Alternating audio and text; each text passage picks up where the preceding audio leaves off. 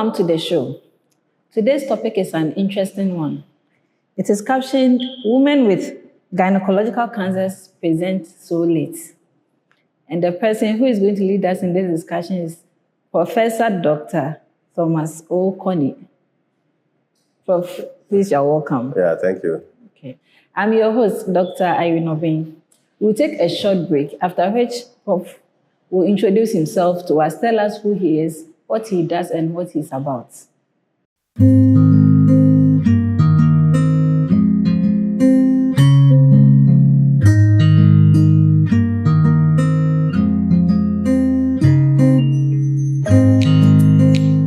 Welcome back. For those who just joined, the topic of discussion today is women with gynecological cancers present so late. And we have Professor Thomas Coney here with us. Prof, please, you're welcome once again. Thank you very much. Please, can you introduce yourself to us? I'm glad to be here. Thank you. Yeah, as you rightly mentioned, I'm Thomas Coney. I'm an obstetrician gynecologist first, and also a gynae oncologist. The full name is the gynecological oncologist. Okay. So we'll go through what these things are. But I work in Confanochi Teaching Hospital, and I'm also a lecturer at the Kwame Nkrumah University of Science and Technology. I'm in the School of Medical Sciences, which is in the College of Health Sciences. So Confanochi is a teaching hospital, for which reason this is where we do train medical students and also specialists and senior specialists. So that is where I mainly work. Okay. It's nice to meet you, Prof. Yeah, nice to meet you. We are very grateful to have you on our show. Okay, so to dive in, please, can you let us understand what gynecological cancers are? Yeah, so when we talk of gynecological cancers, perhaps I'll break it down so that we know that it is just one part of cancers that affect women. Okay. So when we talk about the gynecologist, what it means is that any woman who has a problem in what we call the genital area, it could be internal or external. These are the areas where we see. Okay. So for instance, the woman who has a headache will not come to us. The woman who has a cancer of the neck or the throat will not come to us. So our specialty is in this area. And what constitutes the areas that we look at is the womb. We are also looking at the tubes. We are looking at the ovaries. That is the ones that have tiny eggs that every month one will mature and then become bigger.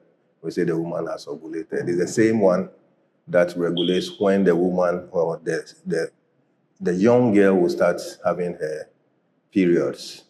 It is when it is very active. That is when the woman will be having her normal, what we call the menses or the periods.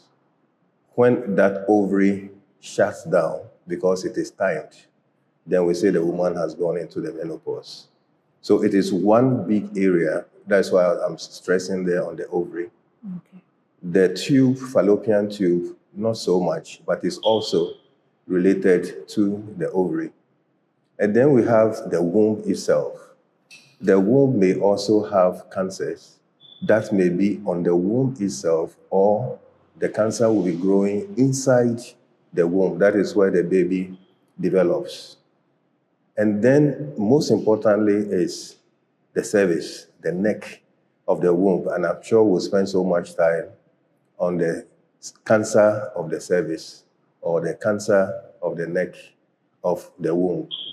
And then we also have, and typically when we are saying all these things, we mention them as they are. So we also mention, the same way we mention womb, we also mention vagina. The vagina can also get cancers. And then the area around where the vagina starts, what we call the vulva, cancers can also grow from there.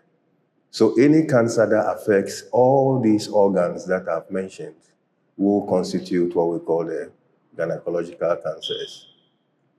Okay, thank you very much. You're welcome. So please, Why do women often present so late with these type of cancers? Yes. So when it comes to cancer of the cervix, in fact, that is where we say a woman presents so late.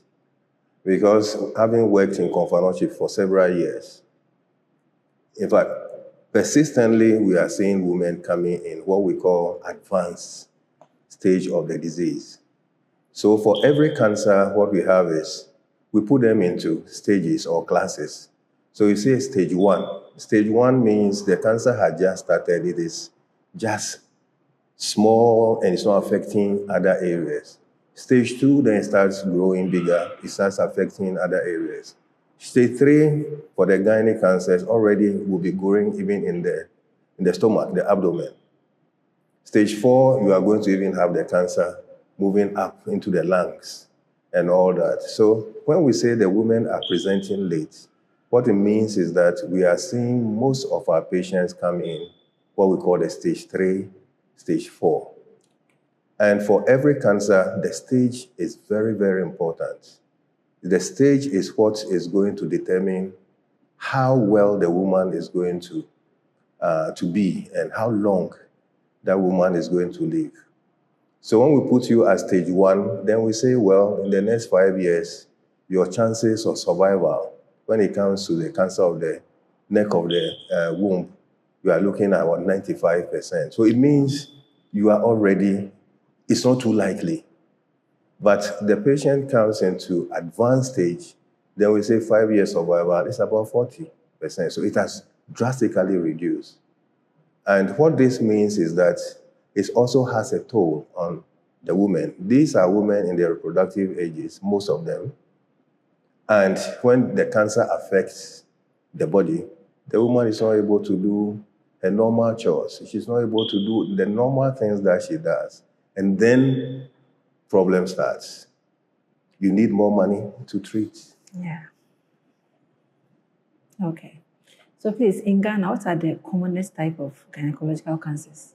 So the commonest one is cancer of the cervix. That is the cancer of the neck of the womb. In fact, it is number one. Okay. If we look at cancers that affect women in Ghana, breast cancer is number one.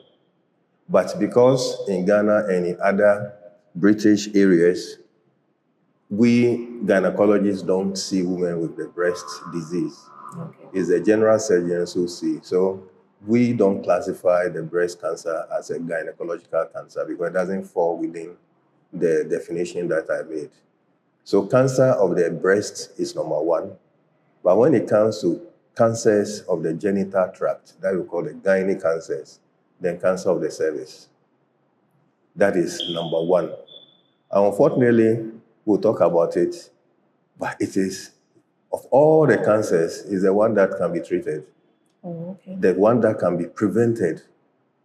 The others, not too likely to be prevented, but cervical cancer can be prevented, and we'll look at it in detail. So unfortunately, this is where our women are coming in late. Yeah. And there's little that we are able to do for them. Maybe it's due to misinformation or lack of education. And so people don't come as early as they're supposed to. So, Prof, please, what are some of the early symptoms that women should look out for to bring their mind to the fact that they could be having any of these cancers? Yeah, so for most of our, we'll put our gynae cancers, the major one is bleeding. And you see, I mentioned the fact that these women are in their reproductive ages, most of them. So these are women who naturally are having their menses, they're having their periods. But periods normally will come at regular intervals. And now the bleeding that is coming, you realize that this one is not my period. Mm-hmm. I had my period just some 4 or 5 days ago, it stopped. Now I'm seeing another bleed. And it's even coming more than when I even have my menses. So bleeding is one cardinal point that when you are not too sure of what that bleeding is, it's better to come so that we take your history, examine, and then look why, the reason why you're having that bleed. In fact, for the cervical cancer, that is the major presenting complaints. The woman will come in with abnormal, we say that bleeding is abnormal. So it's not associated with a natural periods, but this is an abnormal one. It's coming in between the periods.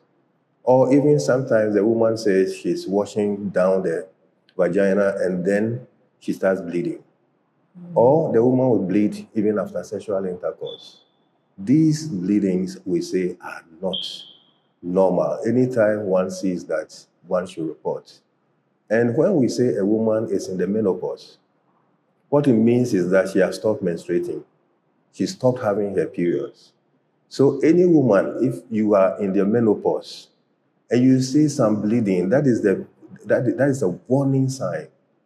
Come, let's see. We'll be able to catch it early. So that is the bleeding aspect. The other one is the woman now will start having what we call offensive vaginal discharge. And this vaginal discharge smells so bad. Definitely, something is going wrong there. And you have to come in for that. These are the two cardinal points for the cancer of the neck of the womb, cancer of the cervix, bleeding. If there should be cancer inside the womb itself, where the baby grows, that one will also come with bleeding. It may also come with that vaginal discharge. But definitely, a woman who has vaginal bleeding and is also having an abnormal vaginal discharge, two cardinal points, but two strong points not to overlook. So this is for the womb, the neck, and then inside the cavity or the inside the womb. Now we look at the ovary, the one which is number 2. It follows cervical cancer. And this one, most often, what it starts with is you start feeling some pain in the lower part of the abdomen. And that pain may be constant or it may be on and off. And then you realize that your tummy now starts getting bigger. You are not pregnant, but your tummy is growing bigger. And your neighbors are asking, hey,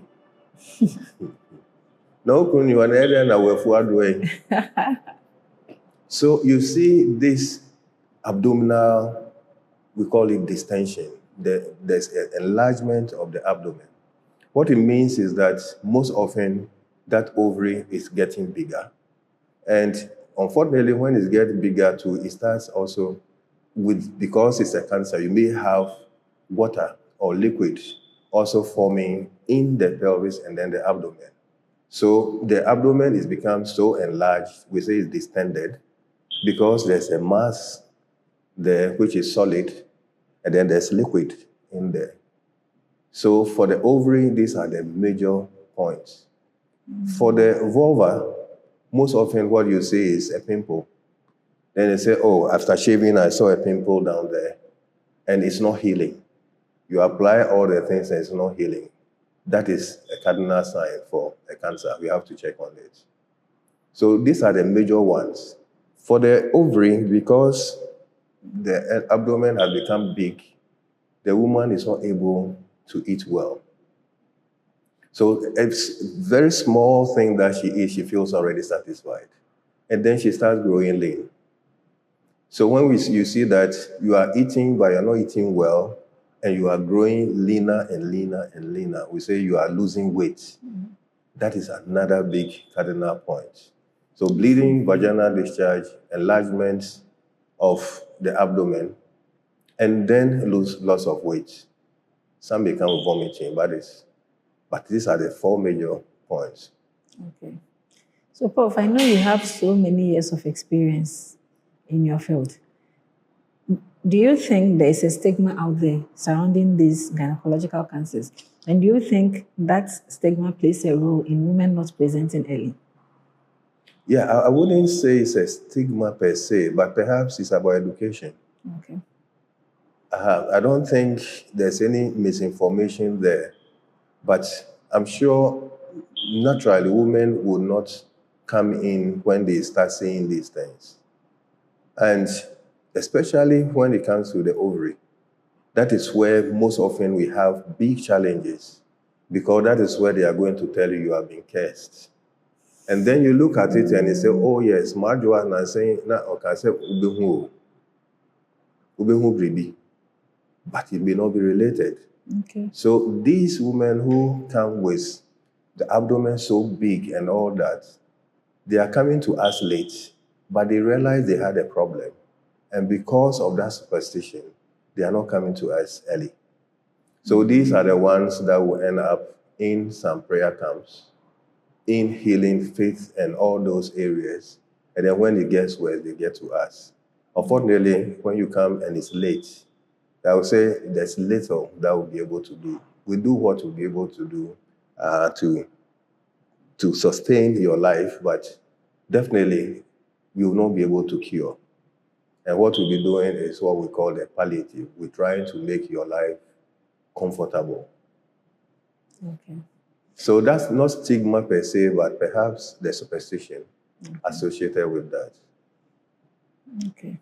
So please, what about poverty and then access to a facility or access to care? Do they play a role? Very, very, very big role.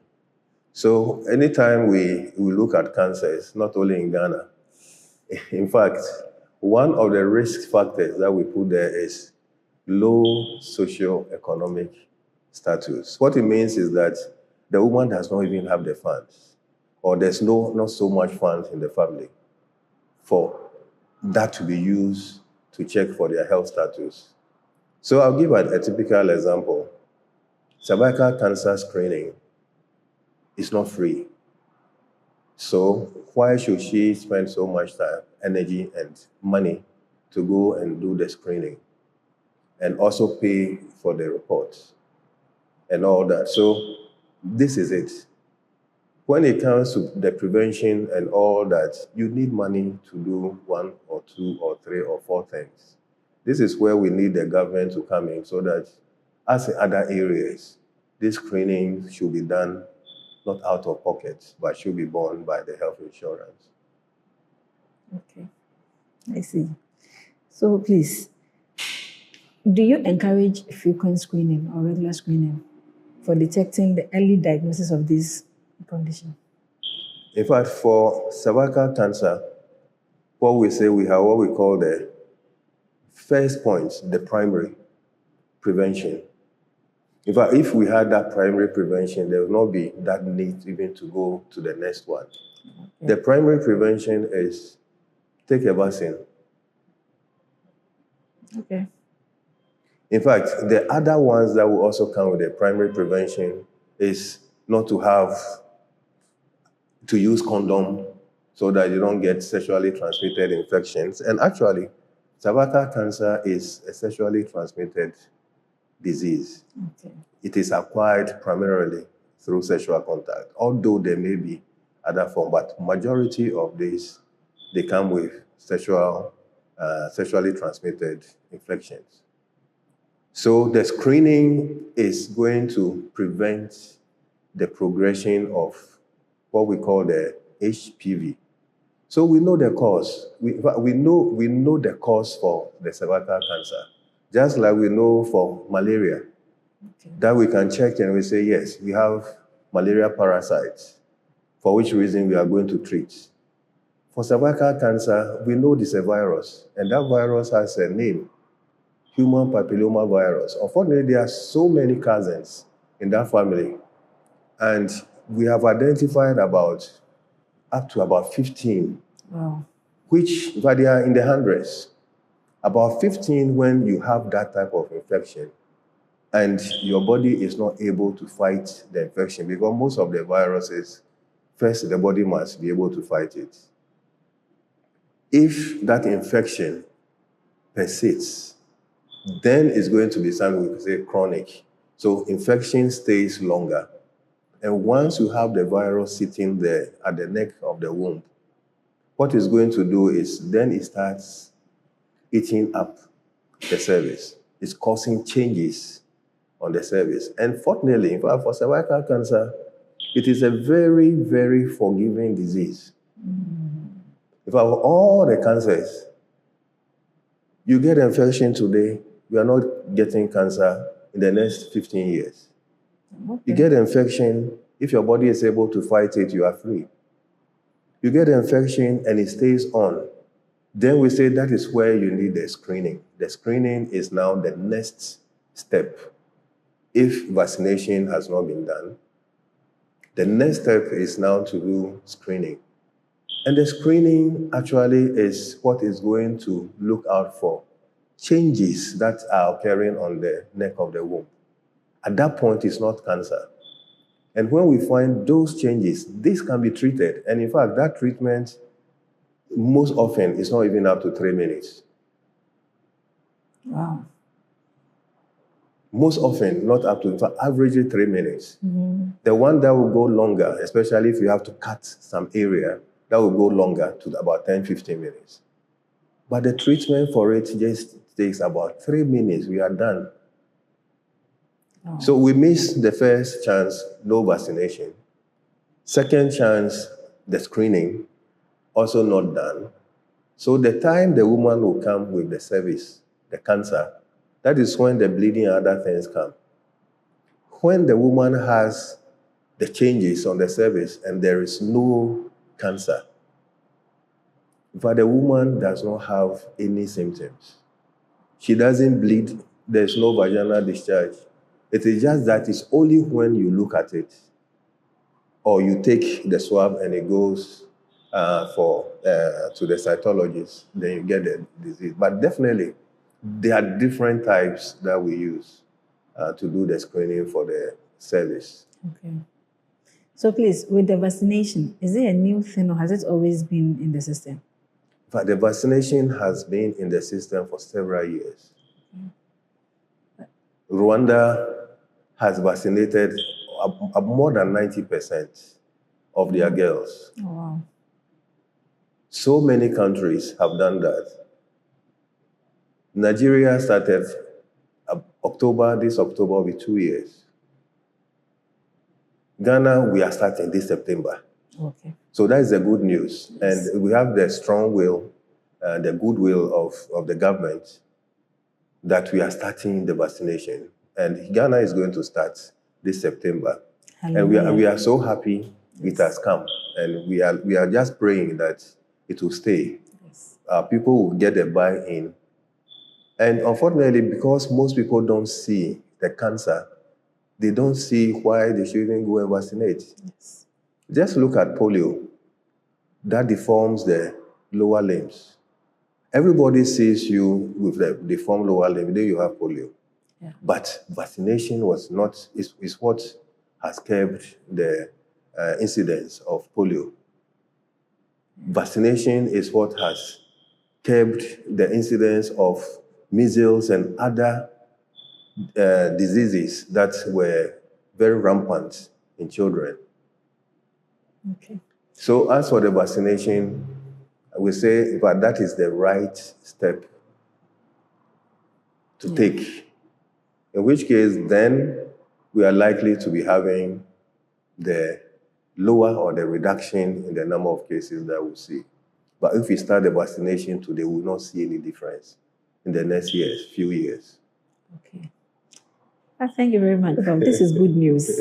I'm very happy it to is. hear In this. fact, we're all excited. Yeah. Very much excited. And we are, in fact, all of us are playing the advocacy role.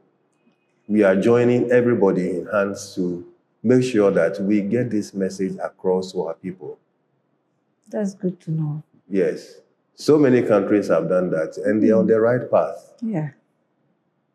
This is good news.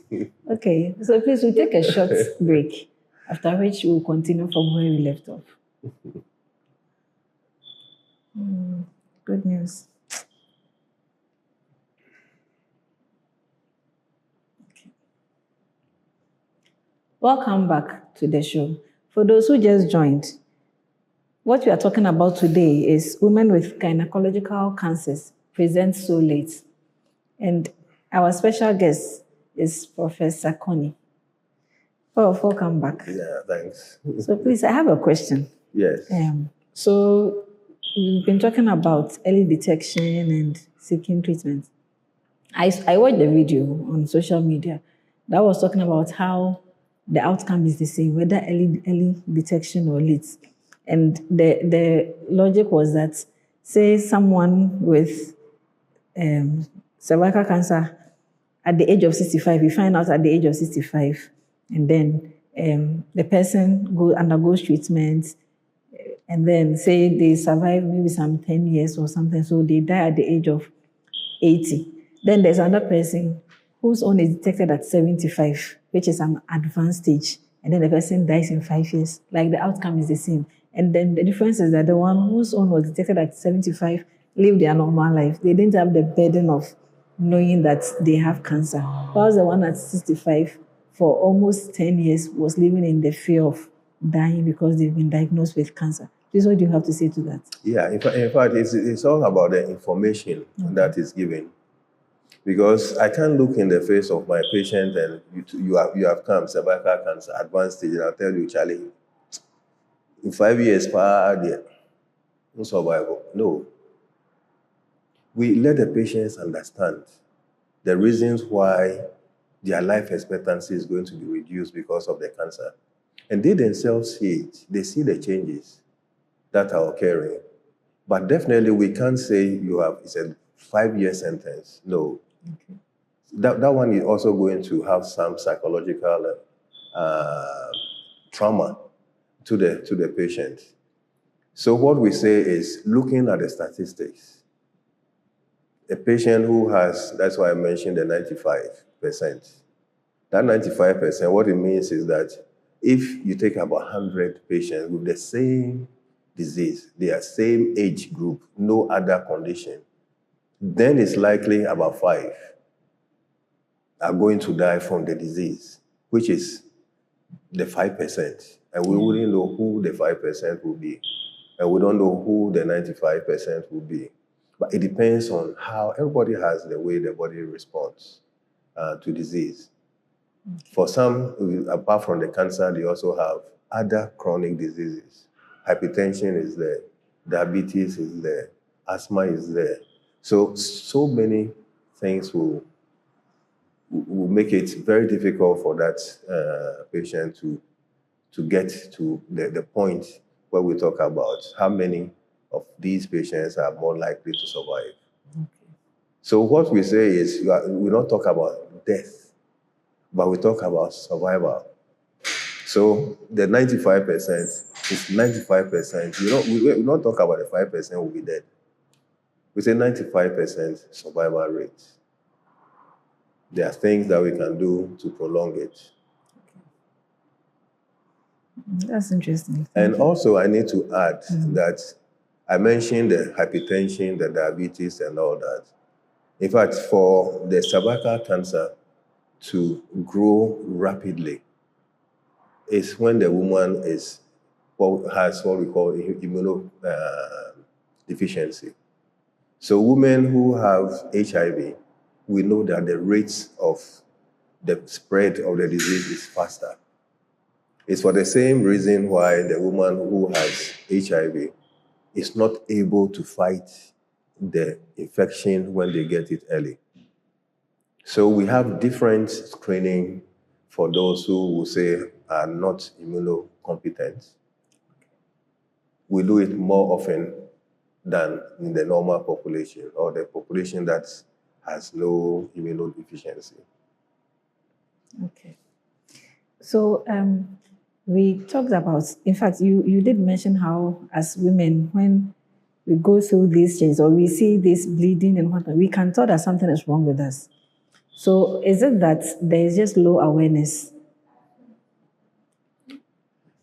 Yeah, in fact, I would say perhaps it is one of the major things that the awareness creation. So it's one of the things that we also need to hammer on, especially for the woman who is in the menopause. In fact, I would need to add that even for pregnant women, they also can get, so they may have the cervical cancer even existing before they get pregnant. But fortunately, when these patients with the cervical cancer early stage and they get pregnant, if I were able to get them early, because the pregnant woman who has seen some bleeding is scared. Yeah.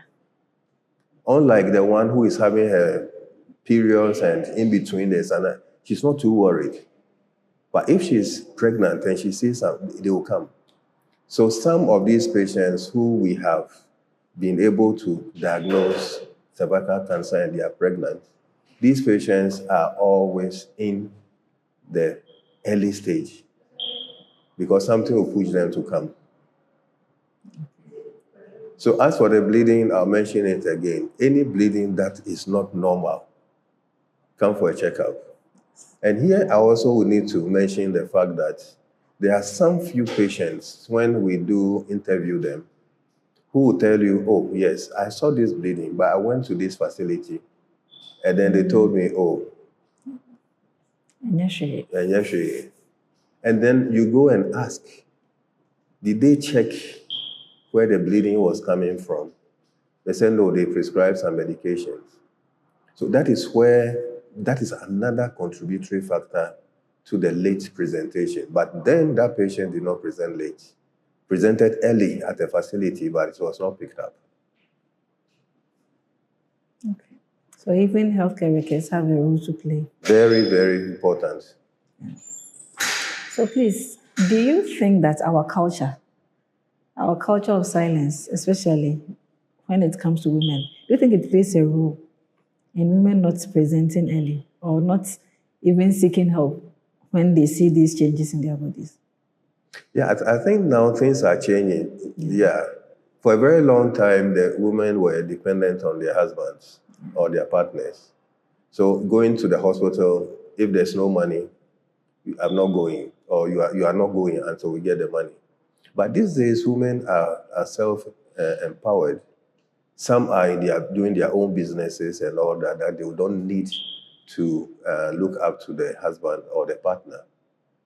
In fact, when it comes to diseases, not only the cervical cancer or any of the cancers, the woman can take the decision that I don't feel that what is happening to my body is normal. I need to come. So the empowerment of women plays a very important role. And now that some women are able to get their own money and do all those, they are not too much dependent on the husbands. Now things have changed. Yeah. Because I know there are instances where the man can just say, no, I don't want this treatment for my wife, and the woman has no say in that. So please, what message or what role should men and husbands, particularly, or partners, play in this situation? When it happens that way, the major thing is, well, my husband says I should not go to the hospital. I have this problem. They say I should do surgery. I do operation, and my husband says no. In fact, that is one area where our system helps, because we are not living in this one man, one family, but they are siblings. Okay. They are family members. And this is where we expect that the woman should press and see some other relatives to help in making the man understand the reason why he needs that treatment. Okay. For some, even to go for surgery, to come for operations, they are looking for the husband's consent. Some will even come and tell you, there was one particular patient we're going to operate. He said, until the pastor gives the go-ahead, she's not coming. Yeah, so there are several instances where some delays have come in because the patient wants it, but would need to seek advice or support from somewhere else. Okay. So please, let's talk about the affordability of the screening and treatment. How is it like? Can the average person afford this? Yes. So now we can look at the methods for the screening. Okay. In fact, we have three main screening, three different types. The first one is what I'm sure most people know of, is the pap test. The pap test, because this was the first that was developed to screen for. But when we are screening, we say we are screening, we are not screening for cancer. We are screening to see whether there are changes that will qualify to be, if not treated, can move on to the cancer. So the screening actually is to look for changes. And for the neck of the womb, the cervix, the changes that come in fact, everybody has cells. Even on your skin, you have cells everywhere. So the cervix also has cells. So what we do is for the pap test is to scrape a little around the cervix and then put it on a slide. There are cells there. And we know how normal cells look at under. They look at like under the microscope. So we don't do it. The pathologist is there. In fact, there are special pathologists who look at cells, and we call them cytologists. So they will be able to know that these cells I'm seeing are normal or they are not normal. When they are not normal, they have a way of grading that one too. Will tell you, oh, the changes I'm seeing not too significant, but there are some few changes. So let's screen again in 6 months. Or I'm seeing these changes, and I don't think you need to be screened again. You need to be treated. So that is what the pap test does. The challenge it has is the fact that the woman has to come to the clinic or the health center. The test is done. It is taken to the cytologist, who is going to report. And then the patient will get the report before now you can break the news, what is there. For this, it may take about 2 weeks minimum. So that's for the pap test. The one, and that one also comes at a cost. In fact, it should be around 150, 200 Ghana cedis to do that pap test. Then we have what we call visual inspection with acetic acid. If this one is pap, this one we call it a VIA, visual inspection with acetic acid. And acetic acid is something that is common in the kitchen. We use it for salad. And vinegar. And vinegar, we can buy 1 whole gallon for about 100 Ghana cedis. And if you need to use that vinegar to check whether you can see changes on the cervix, you don't need even a spoonful. So it is, I wouldn't say it's the cheapest, but I would say it's the most affordable means of screening for the cervix. What we do is, for the gynecologists, we have what we call the speculum. That is what we use to open to see where the cervix is. We apply the vinegar on the cervix, wait for about 2 minutes, and then look again. In fact, if there are changes, the cervix that looks pink, now we start showing some areas that are white, patchy areas of whiteness. So where there's white patchiness, what it means is that there are some changes going on in there, and that is what the vinegar does. So anywhere you see those patchy areas, then we say that, yeah, this is not cancer, but it is likely to be changes that if we don't treat, you are likely to develop the cancer, so we can treat. The advantage this one has over the pap test is, you come today, we examine, we see the white areas, we can treat the same day before you go home. That's better. So this one, we call it the see and treat. Okay. See and treat approach. And that is where I was looking at the 3 minutes I mentioned. In fact, we have the treatment. We look at the treatment options that we have. But one area is to apply heat to that area. But please, are these procedures painful? But they are not. If for that reason, when we are applying heat or cold for the treatment for the, we call it the pre-cancer changes, we don't put you to sleep. No anesthesia at all. Oh, wow. We only give anesthesia when we say we are going to cut Okay. that place off. In that case, Then you have to put you to sleep. And most patients don't feel it. Most patients don't feel it. So the treatment opportunities are there. Previously, we were applying very cold, we call it cryotherapy. You apply it to the areas that you have this white lesion. What it means is that you need a big cylinder that contains the gas. And that one you have to be transporting. Fortunately, we have the heat that comes very portable. It can fit into a briefcase. Okay. And battery operated. And it is not painful? No. So you charge it and you can use it for several patients. Okay. And it's not painful. And the cost?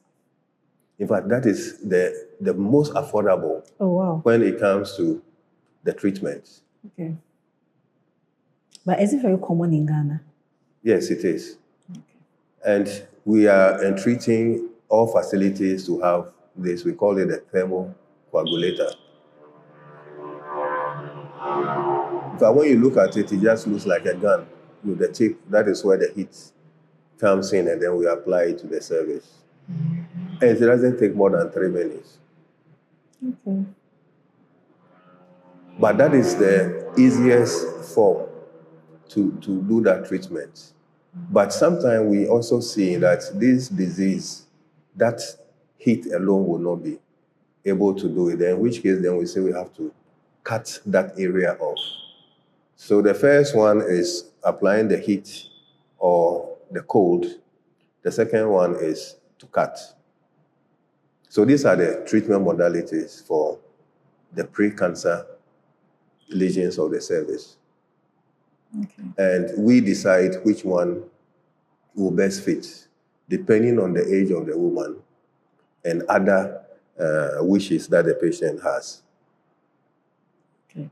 So if for someone who still wants to give birth, is the treatment different from a menopausal person? Yeah, so for the menopausal patient, most often we are looking at the same treatment. But let's say we don't normally see cervical cancer in younger patients. In fact, the youngest we have seen, and we are not too sure that it was the human papilloma virus that caused it. But most often we see these women 45 and above. They are getting towards menopause. But they acquired the infection very early, 15, 16, 17, 20 years.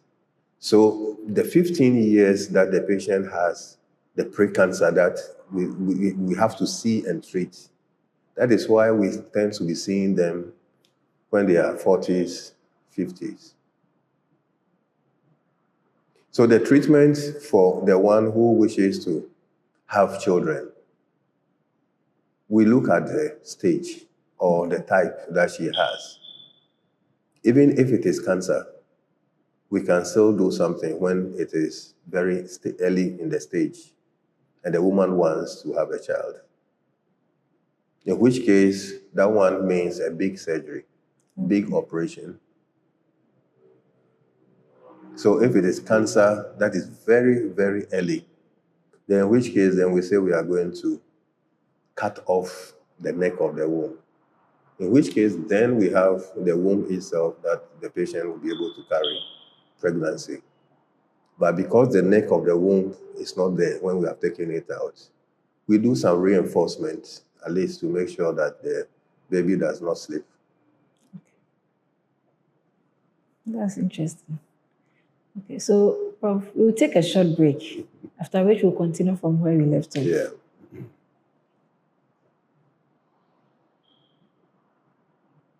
Okay.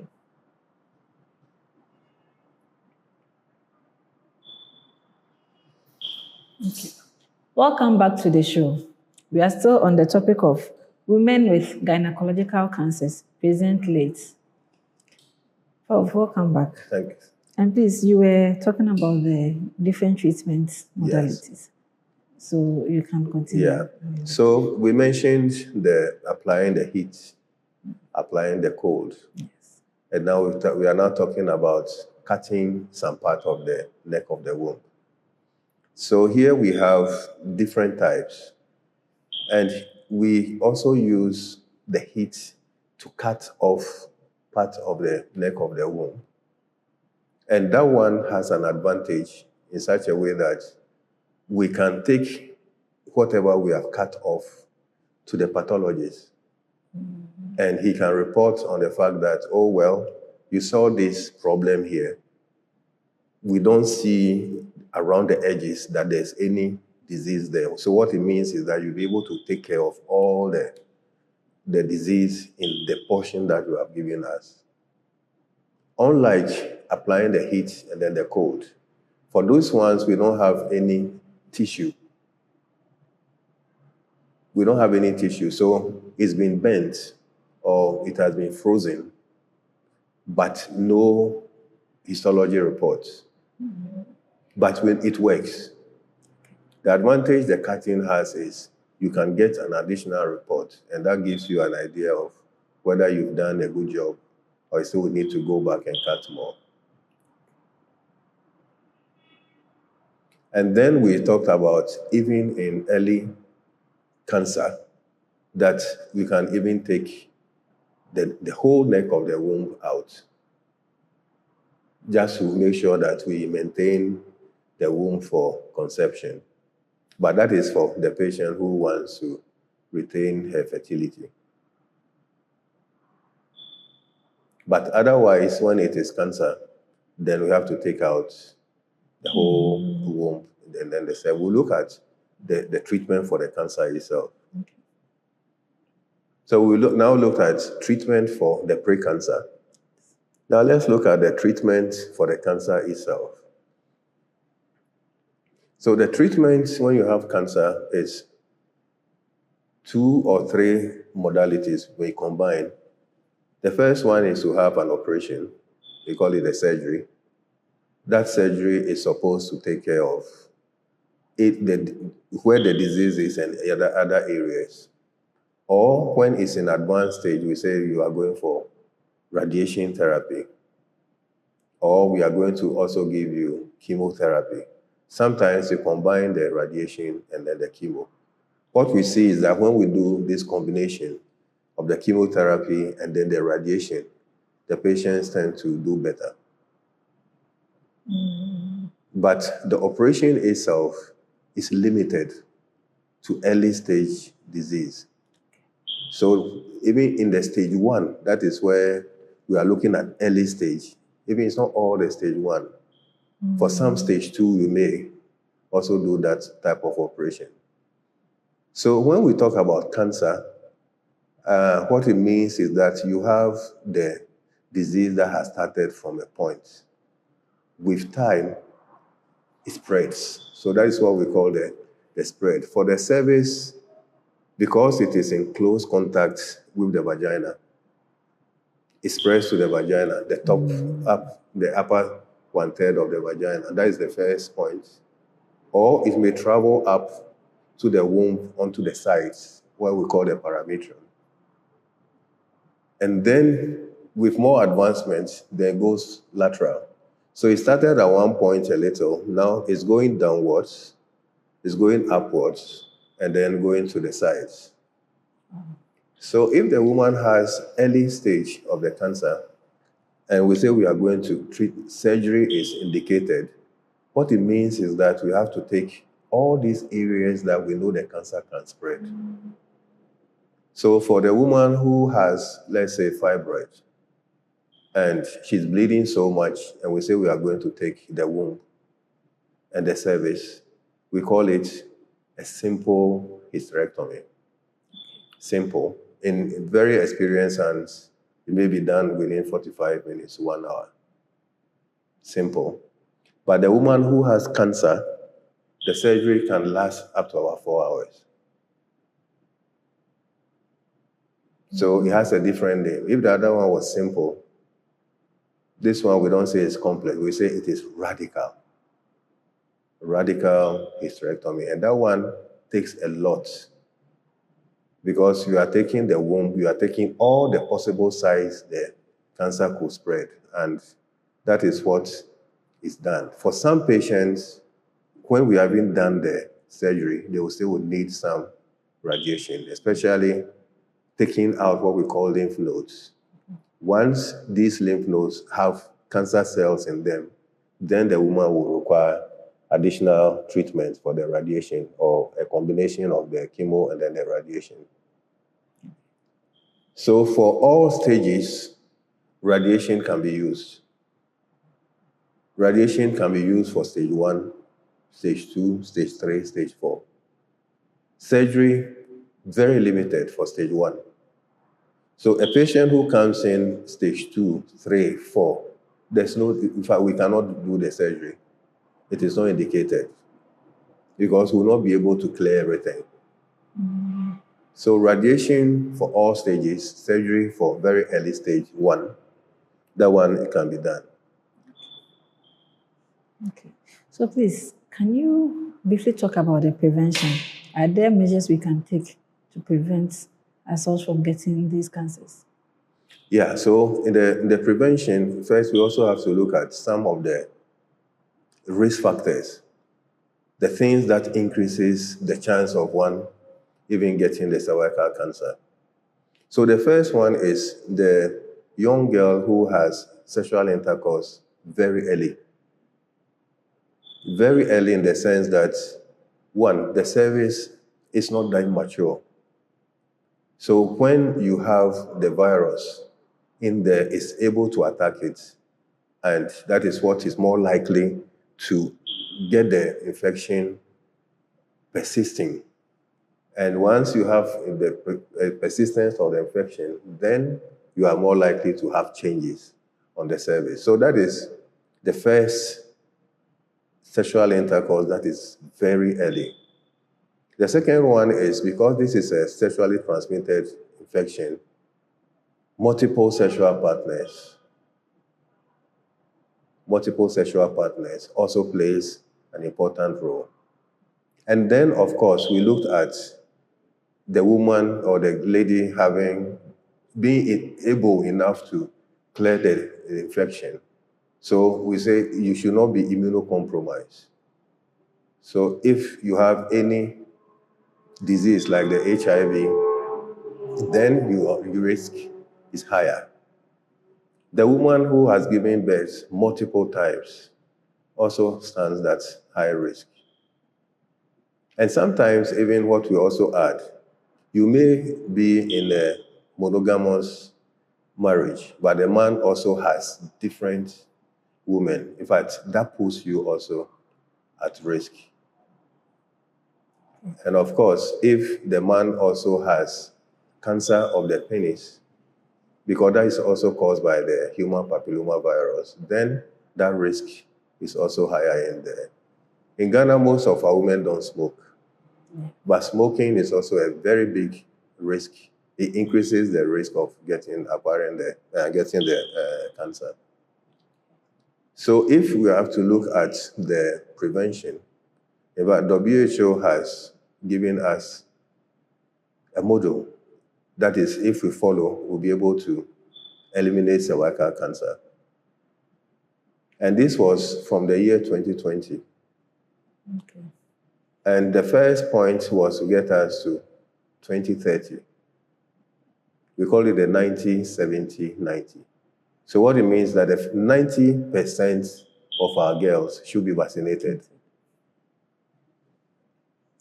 Thank God it is happening soon. So, Prof, our time is up. So your final message to the people out there. Yes. So my message to all in there, especially for the women, when you feel what you are seeing or you are feeling is not normal, it's always good to come and seek advice. In fact, the major thing we've mentioned today is about bleeding and abnormal vaginal discharge. In fact, any bleeding that worries you, any bleeding that makes you worry, that this one is not like the way I've seen it, always come in. If you are in the menopause and you see any bleeding, whether it is small or it's in large quantities, you have to come. Every small bleeding must be assessed. And if you notice that you are feeling a mass in the lower part of your abdomen, or your abdomen is getting bigger and bigger and bigger, it's cause for worry. Always good to come in. We'll check and then see what is there. For cancer, what we always say is, the earlier we catch it, the better. And if there's a cancer that is preventable, then we should be looking at these preventable things. And I'm highly advocating for the vaccination that Ghana Health Service, Ministry of Health is rolling up. All girls must take advantage of this. There is a program that will be lined up, and I'm sure definitely this will be coming in soon. By this September, it should start. Thank you. You're welcome. Prof, thank you again. It's been a very educative session, and I'm sure our viewers are very happy to have learned so much about gynecological cancers.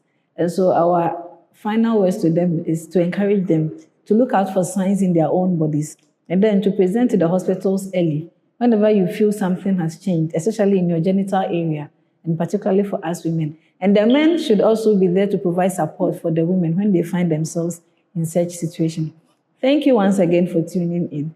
See you again next time.